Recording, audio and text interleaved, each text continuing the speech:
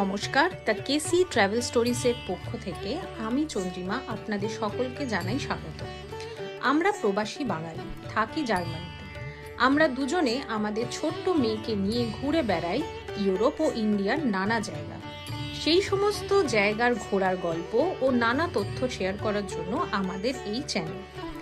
আজ আমাদের journey start হয়েছে আর্কটিক সার্কেলের উদ্দেশ্যে।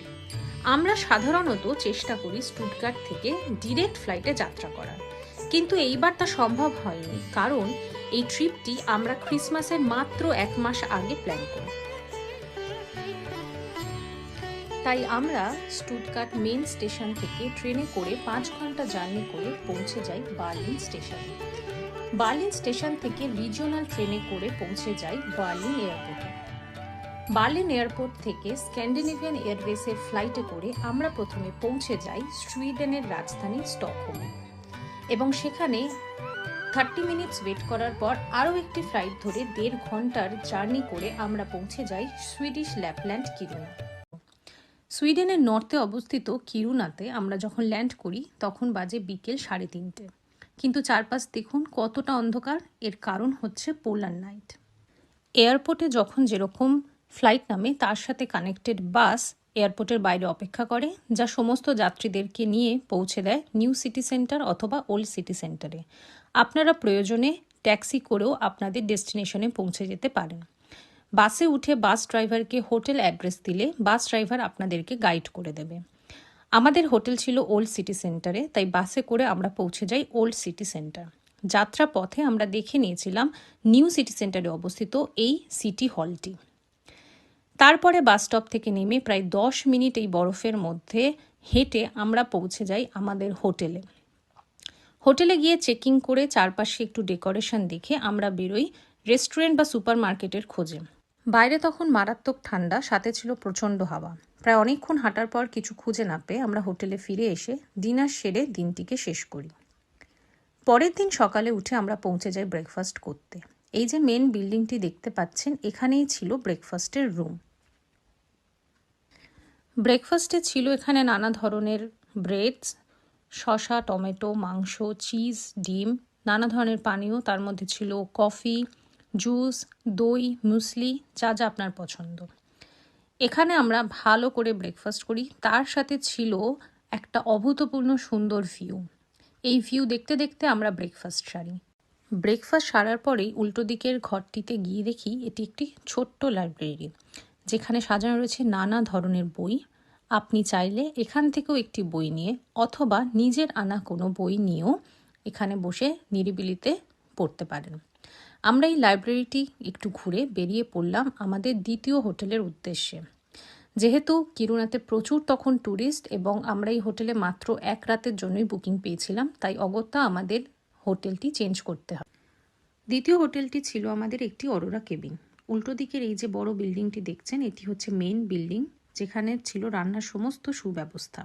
এছাড়াও আমাদের কেবিনের মধ্যে ছিল একটি ছোট্ট টয়লেট ও রান্না করার ব্যবস্থা। চারপাশের ভিউটি অত্যন্তই সুন্দর ছিল। এখানে আমরা চেকিং করে বেরিয়ে পড়েছিলাম নিউ সিটি সেন্টারের যে সিটি হল, যা আমরা কাল রাতে বাসে দেখেছিলাম, তার উদ্দেশ্যে। আমাদের দ্বিতীয় হোটেলে চেকিং করার পর আমরা বেরিয়ে পড়েছিলাম নিউ সিটি সেন্টারের সিটি হলটি দেখার উদ্দেশ্যে। চারপাশে দেখুন কত বরফ। এই বরফের মধ্যে আমরা হেঁটে ভেবেছিলাম কাছাকাছি কোনো বাস স্টপে গিয়ে সেখান থেকে পাবলিক বাসে করে আমরা পৌঁছে যাব নিউ সিটি সেন্টারে। বাস স্টপ তো পেয়েছিলাম বটে, কিন্তু সেখানে বাসের দেখা মেলেনি। গুগল ম্যাপে লোকেশনটিতে গুগল ম্যাপ দেখায় বাস আসতে তখনও 1 ঘন্টা। তাই আমরা ঠিক করি যে আমরা হেঁটেই নিউ সিটি সেন্টার পৌঁছে যাব। হাঁটতে হাঁটতে দেখুন ওই যে দূরে সূর্য দেখা যাচ্ছে। আমরা তো তখন ভেবেছি সূর্য বোধহয় আকাশে উঠছে, কিন্তু না, সূর্য তখন অস্ত যাচ্ছে। এই স্লিপারি বরফের মধ্যে হাঁটা আমাদের পক্ষে খুব কষ্টকর হয়ে উঠেছিল। তাও হাঁটতে হাঁটতে আমরা একটি সুপার মার্কেট খুঁজে পাই, যেখানে গিয়ে আমাদের দরকারি সমস্ত জিনিস কিনে ছটপট সুপার মার্কেট থেকে বেরোই। কিন্তু বেরিয়ে চারপাশ এত অন্ধকার হয়ে যায়, আমরা তাই লাঞ্চ সেরে তাড়াতাড়ি হোটেলের উদ্দেশ্যে রওনা দিই। তাড়াতাড়ি হোটেলে ফেরার আরও একটি কারণ ছিল আজ রাতের চমক। সেই চমক হলো এই নর্দার্ন লাইট বা উত্তরের আলো বা সুমেরু প্রভা। এই নর্দার্ন লাইট দেখার জন্য কিন্তু আবহাওয়া একটি গুরুত্বপূর্ণ বিষয়। পরিষ্কার আকাশ, সোলার অ্যাক্টিভিটি এবং কেপি ইন্ডেক্স মিনিমাম 3 to 4 হলে তাহলেই কিন্তু আপনারা নর্দার্ন লাইটস দেখতে পারবেন। কিরুনাতে আসার আমাদের প্রধান কারণই ছিল এই নর্দার্ন লাইটস দেখা। নর্দার্ন লাইটস আর্কটিক সার্কেলের ওপরে অবস্থিত বিভিন্ন জায়গা থেকে দেখা যায়। তার মধ্যে সবথেকে ভালো দেখা যায় ট্রমসোয়। আমরা ট্রমসোতেও নর্দার্ন লাইটস দেখার চেষ্টা করেছি। ট্রমসোর ভৌগোলিক অবস্থানের কারণে সেখানে আকাশ বেশিরভাগ সময় মেঘে ঢাকা থাকে, তাই সেখানে চেষ্টা করেও আমরা খুব ভালো নর্দার্ন লাইটস দেখতে পাইনি। তাই এবার আমরা কিরুনায় ট্রাই করলাম নর্দার্ন লাইটস, যার এক্সপিরিয়েন্স ছিল আমাদের জন্য ভীষণ ভালো। শহর থেকে মাত্র 15 মিনিট ডিস্টেন্স ট্রাভেল করেই আমরা দেখতে পেয়েছিলাম অসাধারণ সুন্দর এই নর্দার্ন লাইটস। কিরুনাতে নর্দার্ন লাইটস ছাড়াও দেখে নেওয়ার মতো রয়েছে আইস হোটেল, কিরুনা চার্চ। কিরুনা চার্চ আমরা নর্দার্ন লাইট ট্রিপেই দেখে নিয়েছিলাম। এছাড়া নিউ সিটি সেন্টারের সিটি হল ও ক্লক টাওয়ার, এবং অ্যাডভেঞ্চার প্রিয় মানুষদের জন্য রয়েছে স্নোমো। আজ কিরুনায় আমাদের শেষ দিন। আজকে আমরা কিরুনা থেকে পৌঁছে যাব ফিনল্যান্ডের কেমি শহরে। কিরুনা থেকে কেমিতে আপনারা বাসে, ফ্লাইটে অথবা ট্রেনে চলে যেতে পারেন। ফ্লাইট অপশন যদি আপনারা দেখেন, কিরুনা থেকে কিন্তু ডিরেক্ট কোনো ফ্লাইট কেমিতে পৌঁছায় না। সেক্ষেত্রে বিভিন্ন কানেক্টিং ফ্লাইট ধরে আপনাদের কিরুনা থেকে কেমিতে পৌঁছতে হবে। আমরা বেছে নিয়েছিলাম ট্রেন অপশনটি। কিরুনা থেকে কেমিতে পৌঁছাবার ট্রেন আপনাদের অ্যাডভান্স অনলাইনে বুক করে নিতে হবে। আমরাও তাই করেছিলাম। হোটেল থেকে আমরা প্রি বুক ট্যাক্সি করে কিরুনা স্টেশনে পৌঁছেছিলাম। কিরুনায় ট্যাক্সি বুক করা খুবই সহজ। কিরুনা ট্যাক্সি ওয়েবসাইটে গিয়ে ওদের ফোন নাম্বারে ফোন করে আপনারা অনায়াসেই ট্যাক্সি প্রি বুক করে নিতে পারেন। কিরুনা স্টেশনে কিন্তু কোনো অফিস বা ইনফরমেশন সেন্টার নেই, তাই ট্রেন সংক্রান্ত যাবতীয় ইনফরমেশন আপনি পেয়ে যাবেন আপনার ইমেলের মাধ্যমে।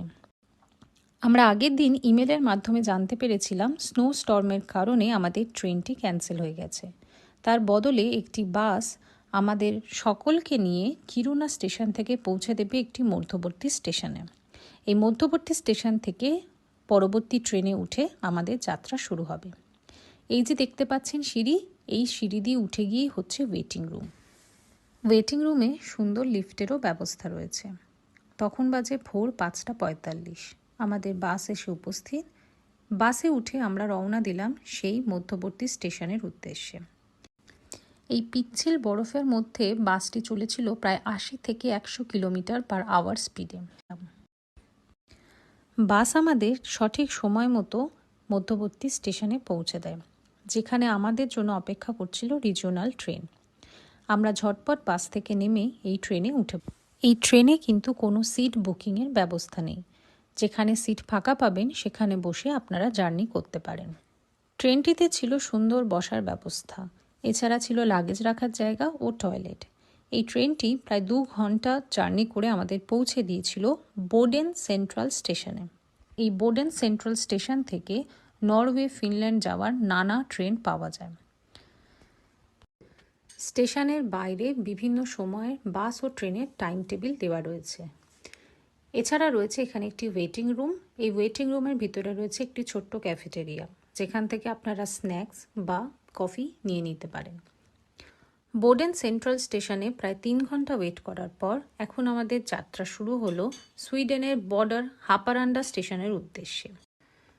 যাত্রাপথে এই যে দেখুন একটি বিশাল বড় ফ্রোজেন লেক। যেতে যেতে হঠাৎই চোখে পড়ল বন্য রেনডিয়ারের দল এই ফ্রোজেন লেকের ওপরে ছুটে বেড়াচ্ছে।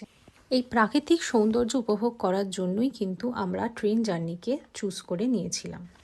বোডেন সেন্ট্রাল স্টেশন থেকে হাপারান্ডা পৌঁছতে প্রায় 1.5 থেকে 2 ঘন্টা সময় লাগে। এবার বলি হাপারান্ডা থেকে আমরা কি করে ফিনল্যান্ড কেমিতে পৌঁছালাম। হাপারান্ডা হচ্ছে সুইডেনের বর্ডার স্টেশন ও ফিনল্যান্ডের বর্ডার স্টেশনের নাম হচ্ছে টর্নিও ইস্ট। এই দুটি স্টেশনের মাঝখানে দূরত্ব হচ্ছে 3 থেকে 4 কিলোমিটার।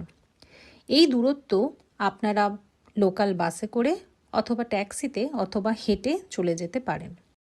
আমাদের সাথে যেহেতু ছোট বাচ্চা ছিল এবং আমরা জানতাম এখানে বেশ ভালোই ঠান্ডা থাকবে, তাই আমরা হাপারান্ডা স্টেশন থেকে কেমির হোটেল পর্যন্ত ডিরেক্ট ট্যাক্সি প্রিবুক করে নিয়েছিলাম। আমরা কোন ওয়েবসাইট থেকে ট্যাক্সি প্রিবুক করেছিলাম তার লিঙ্ক ডেসক্রিপশন বক্সে দেওয়া থাকবে। ফিনল্যান্ডের আবহাওয়া তখন একদমই অন্যরকম। সেখানে চলছিল মারাত্মক ঝোড়ো হাওয়া এবং রাস্তায় ঝুড়ো বরফগুলো জমে পুরো আইস হয়ে গেছিল। কেমিতে তখন ছিল -6 টেম্পারেচার। এখানকার স্থানীয়দের মতে এটি সামার টেম্পারেচার, যার কারণেই স্নোফল হবার পরে বরফগুলো জমে এরকম স্লিপারি হয়ে গেছে।